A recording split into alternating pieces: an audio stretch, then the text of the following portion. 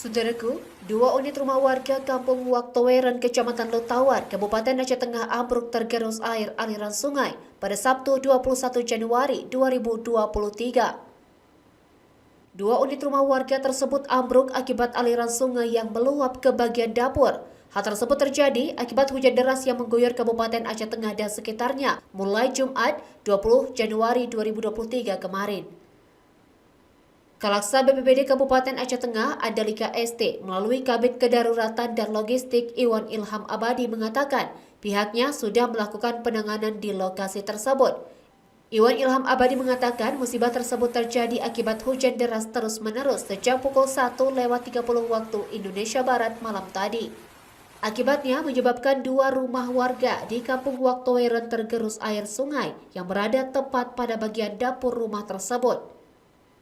Dalam menangani musibah itu, BPBD Kabupaten Aceh Tengah mengerahkan satu unit alat berat beko guna membersihkan material longsor yang menutupi aliran sungai.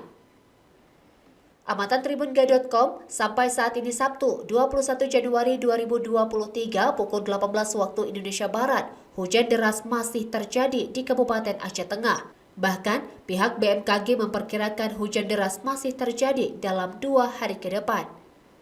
Dari Aceh Tengah, Romadani, Tribun Gayo.